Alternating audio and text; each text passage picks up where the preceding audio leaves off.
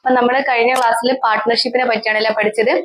ഇനി നമ്മൾ അതിന്റെ തന്നെ മൊഡ്യൂൾ 4 തന്നെ അതിൻ്റെതായ കണ്ടിന്യൂഷൻ ആയിട്ടുള്ള അഡ്മിഷൻ ഓഫ് എ പാർട്ട്ണർ ആണ് പഠിക്കാൻ പോകുന്നത്. അപ്പൊ നമ്മൾ പുതിയതായിട്ട് ഒരു പാർട്ട്ണറെ അഡ്മിറ്റ് ചെയ്യുന്ന സമയത്ത് എന്തൊക്കെ മാറ്റങ്ങളാണ് നമ്മൾ വരുത്തേണ്ടത് എന്നുള്ളതാണ് നമുക്ക് പഠിക്കാനുള്ളത്. അഡ്മിഷൻ എന്ന് പറഞ്ഞാൽ എന്താണ്? ഒരു പാർട്ട്ണറെ നമ്മൾ ബിസിനസ്സിലേക്ക് അഡ്മിറ്റ് ചെയ്യാൻ കൊണ്ടുവരാം. On admission of A new partner the partnership firm is reconstituted with a new agreement.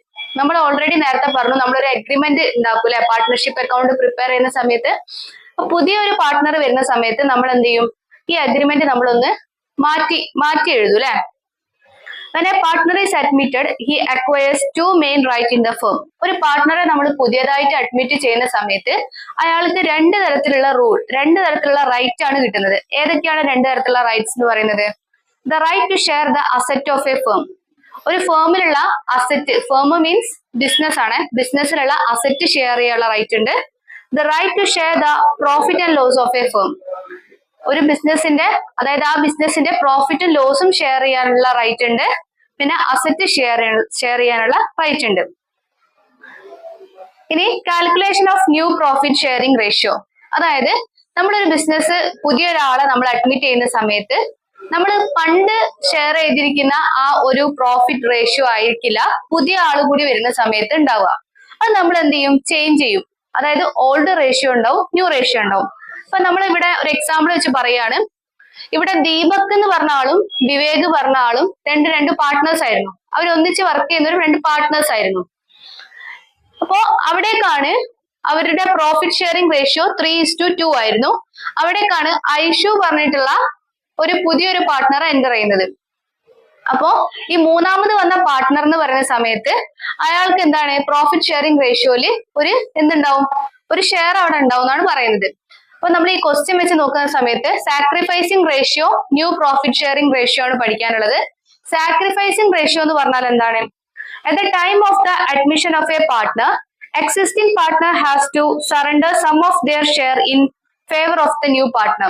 അതായത് നമ്മൾ പുതിയതായിട്ട് ഒരു പാർട്ട്ണറെ അഡ്മിറ്റ് ചെയ്യുന്ന സമയത്ത് എക്സിസ്റ്റിംഗ് പാർട്ട്ണർ, അവിടെ ഇപ്പൊ നിലവിലുള്ള പാർട്ട്നേഴ്സിന് അവരുടെ പ്രോഫിറ്റിൽ നിന്ന് ചെറിയൊരു ഭാഗം അവർ സാക്രിഫൈസ് ചെയ്യേണ്ടി വരും അല്ലെ, പുതിയ ആൾക്ക് കൂടി കൊടുക്കേണ്ടി വരികയാണ്. ആ ഒരു റേഷ്യോനെയാണ് നമ്മൾ സാക്രിഫൈസിംഗ് റേഷ്യോ എന്ന് പറയുന്നത്. The ratio in which they agree to sacrifice their share of profit in favor of the incoming partner is called sacrificing ratio. Incoming partner എന്ന് പറഞ്ഞാൽ പുതിയതായിട്ട് വരുന്ന പാർട്ട്ണറെ പറ്റിയാണ് പറയുന്നത്. അപ്പൊ പുതിയതായിട്ട് ഒരു പാർട്ട്ണർ വരുന്ന സമയത്ത് നമ്മൾ സാക്രിഫൈസ് ചെയ്യുന്ന അതിനെയാണ് നമ്മൾ എന്തെന്ന് പറയുന്നത്? സാക്രിഫൈസിംഗ് റേഷ്യോ എന്ന് പറയുന്നത്. സാക്രിഫൈസിംഗ് റേഷ്യോ എങ്ങനെയാണ് നമ്മൾ കാൽക്കുലേറ്റ് ചെയ്യാം? Sacrificing ratio is equal to existing ratio minus new ratio. Existing അല്ലെങ്കിൽ ഓൾഡ് റേഷ്യോ എന്ന് പറയാം. Old ratio new ratio minus ചെയ്താൽ ആണ് എന്ത് കിട്ടുക? സാക്രിഫൈസിംഗ് റേഷ്യോ കിട്ടുക. നമുക്ക് ഈ ഒരു പ്രോബ്ലത്തിലേക്ക് നേരിട്ട് കടക്കുന്ന സമയത്ത് കുറച്ചും കൂടി ക്ലിയർ ആവും. Deepak and Vivek are partner sharing profit in the ratio of 3:2. ദീപകിന്റെയും വിവേകിന്റെയും പ്രോഫിറ്റ് ഷെയറിംഗ് റേഷ്യോ എത്രയാണ്? 3:2 ആണ്. They admitted Aishu as a new partner for 1/5 share in profit. Calculate the new profit sharing ratio of and sacrificing ratio. അപ്പൊ നമ്മളോട് ഇവിടെ calculate ചെയ്യാൻ പറഞ്ഞത് new profit sharing റേഷ്യോയും സാക്രിഫൈസിംഗ് റേഷ്യോ ആണ്.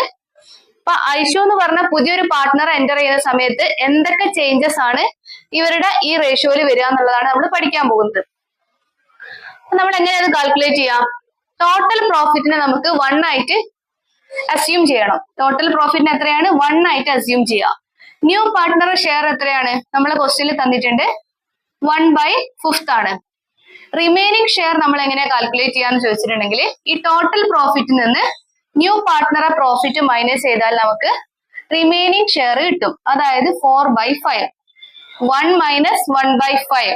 1 എന്ന് പറഞ്ഞാൽ 5/5 ആണ് 1 എന്ന് പറയുന്നത്. 5/5 1/5 മൈനസ് ചെയ്താൽ ഇതെങ്ങനെ മൈനസ് ചെയ്യാൻ അറിയാത്തവരോട് ഞാൻ പറഞ്ഞുതരാം. ഡിനോമിനേറ്റർ എത്രയാണ്? സെയിം ആണ് അല്ലെ. ഡിനോമിനേറ്റർ സെയിം ആവുന്ന സമയത്ത് ന്യൂമറേറ്റർ എന്ത് ചെയ്യാം? മൈനസ് ചെയ്താൽ മതി. 5 മൈനസ് 1 ഇസ് ഈക്വൽ ടു 4/5. ഇതാണ് എന്തെന്ന് പറയുന്നത്? നമ്മളുടെ റിമൈനിങ് ഷെയർ എന്ന് പറയുന്നത്. ഇനി ദീപകിന്റെ ഷെയറും വിവേകിന്റെ ഷെയറും ഐഷുവിന്റെ ഷെയറും നമ്മൾ കണ്ടുപിടിക്കണം. അതില് ദീപകിന്റെ പുതിയ ഷെയർ, ന്യൂ ഷെയർ എന്ന് പറയുന്നത് 3/5 ഓർ ഓഫ് 4/5. അതായത് 4/5ന്റെ 3/5 ആണ് ഈ ദീപകിന്റെ ഷെയർ എന്ന് പറയുന്നത്. ഈ 3/5 നമുക്ക് എവിടുന്നാ കിട്ടിയത്? ഇത് ക്വസ്റ്റ്യൻ കിട്ടിയാണ് അല്ലെ. ഇതാണ് 3/5. ഇത് ദീപകിന്റെതും ഇതാരതാണ്? വിവേകിന്റെ റേഷ്യോ ആണ്. അപ്പൊ ദീപകിന്റെത് 3/5ഉം അതായത് 3+2, വിവേകിന്റെത് 2/5 ആണ്. അപ്പോ ഈ 4/5ന്റെ 3/5 എത്രയാണോ അതാണ് ദീപകിന്റെ ന്യൂ ഷെയർ എന്ന് പറയുന്നത്. അപ്പോ 4/5 ഇതെങ്ങനെ കാണാന്ന് വെച്ചാല് 4/5 into 3/5. 4 into 3 12, 5 into 5 25. അങ്ങനെയാണ് 12/25 നമുക്ക് കിട്ടുന്നത്. ഇനി അടുത്തത് വിവേകിന്റെ സെയിം വേയിലാണ് ചെയ്യേണ്ടത്.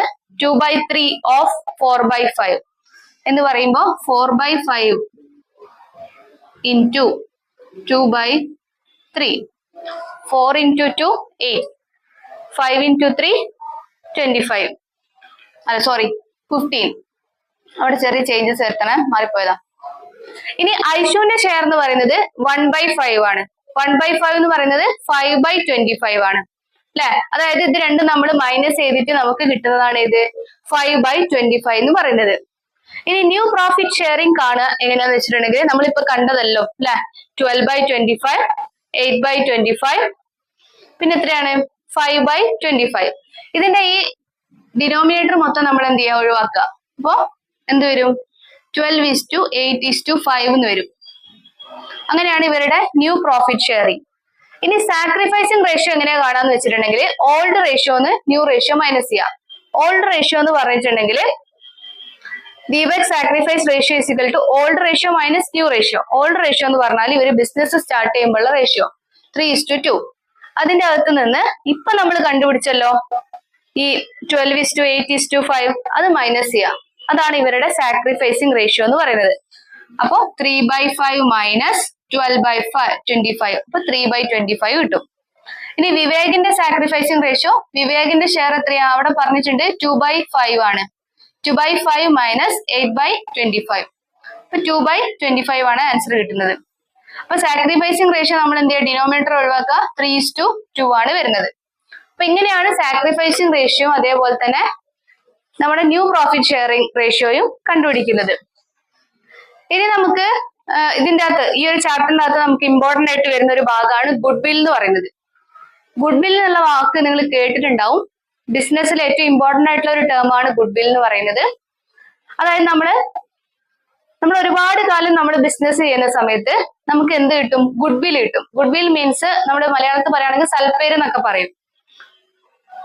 Over a period of time, a business firm develops a good name and reputation among the customers. കസ്റ്റമേഴ്സിന്റെ ഇടയിലുള്ള റെപ്യൂട്ടേഷന്റെ ബേസ് ചെയ്തിട്ട് നമുക്ക് നല്ലൊരു പേര് കിട്ടും. അതാണ് എന്തെന്ന് പറയുന്നത്? ഗുഡ് വിൽ എന്ന് പറയുന്നത്. This help the business to earn some extra profits as compared to a newly setup business. പുതിയ ബിസിനസിനെ വെച്ച് കമ്പയർ ചെയ്യുന്ന സമയത്ത് നമുക്ക് എന്താണ് കുറച്ചും കൂടി ബെനിഫിറ്റ് ഈ ഗുഡ് വിൽ ഉള്ള ഫേംസിന് ഉണ്ടാവുന്ന പറയുന്നത്. ഇനി ഫാക്ടേഴ്സ് എഫക്റ്റിംഗ് ഗുഡ് വിൽ എന്തൊക്കെയാണ്? ഇമ്പോർട്ടന്റ് ആണ്. എന്തൊക്കെയാണ്? Location, nature of business, efficient management, quality, market situation, ഇതൊക്കെ നമ്മൾ എന്തിനെ എഫക്ട് ചെയ്യുന്നുണ്ട്? നമ്മളുടെ ഗുഡ് വില്ലിനെ എഫക്ട് ചെയ്യുന്നുണ്ട്. ഇനി നമുക്ക് ഗുഡ് വിൽ കാണാനുള്ള കുറച്ച് മെത്തേഡ് ഉണ്ട്. ഏതൊക്കെയാണ്? Simple average profit method, super profit, last ഒരു മെത്തേഡും കൂടി ഉണ്ട്, weighted average method. Simple average profit method ആണ് ഇതിൽ ഏറ്റവും സിമ്പിൾ. ഈ മൂന്നെണ്ണത്തിൽ ഏറ്റവും സിമ്പിൾ എന്ന് പറയുന്നത്. ഇതെങ്ങനെയാ കാണുക? ഇതിന്റെ ഇക്വേഷൻ നിങ്ങൾ പഠിച്ചെന്നെ വെക്കണം കേട്ടോ. വേറൊരു വഴിയില്ല. ഇക്വേഷൻ പഠിച്ചാൽ മാത്രമേ ഈ പ്രോബ്ലം ചെയ്യാൻ പറ്റുള്ളൂ. എങ്ങനെയാണ്? Average profit into number of years purchased. ഇതൊക്കെ നിങ്ങളുടെ ക്വസ്റ്റ്യന്റെ അകത്ത് തരും. ആവറേജ് പ്രോഫിറ്റ് എങ്ങനെയാ കാണുക? Total profit number of years divide ചെയ്യുക. ഇനി സൂപ്പർ പ്രോഫിറ്റിന്റെ ഇക്വേഷൻ നോക്കുക. ഗുഡ് വിൽ ആണ് G/W എന്ന് കൊടുത്തത്. Goodwill is equal to super profit into number of years purchased super profit എങ്ങനെയാ കാണുക? Actual profit normal profit minus ചെയ്യാം.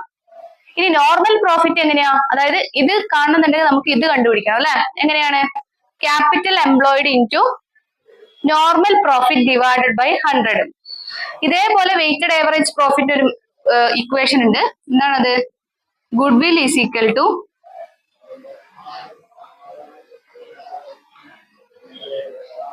weighted average profit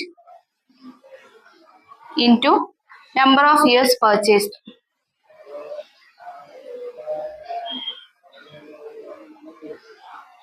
നിങ്ങൾക്ക് ഇനി ഇത് പ്രോബ്ലം ചെയ്യാൻ പറ്റുന്നില്ല എന്നുണ്ടെങ്കിലും ഇതിന്റെ ഇക്വേഷൻ പഠിച്ചു വെക്കാം. കാരണം ഇക്വേഷന് നിങ്ങൾക്ക് എന്താണ് മാർക്ക് വരുന്നുണ്ട്. അപ്പോൾ ഈ ഇക്വേഷൻ വെച്ചിട്ട് ഇത് നിങ്ങൾക്ക് ചെയ്തേണ്ട ആവശ്യമില്ല. കാരണം ഇക്വേഷൻ വെച്ചിട്ട് നിങ്ങൾ എന്ത് ചെയ്യുക? പ്രോബ്ലം ചെയ്ത് നോക്കുക. ഇക്വേഷൻ മാത്രമാണ് ഇതിൽ പഠിക്കേണ്ടത്. ഇപ്പം കൊമേഴ്സ് അറിയുന്ന ആളെന്നല്ല, ആർക്ക് വേണമെങ്കിലും ഇക്വേഷൻ അറിയെങ്കിൽ ഇത് ചെയ്യാൻ പറ്റുന്ന ഒരു പ്രോബ്ലം ആണ്. ഓക്കെ, അപ്പൊ ഇത്രയും ആണ് ഈ ഒരു അഡ്മിഷൻ ഓഫ് ദ പാർട്ട്ണറെ സംബന്ധിച്ച് നമുക്ക് പഠിക്കാനുള്ളത്. ഇനി നമുക്ക് ബാക്കി കാര്യങ്ങൾ നമുക്ക് അടുത്ത ക്ലാസ്സിൽ പഠിക്കാം. Okay, thank you.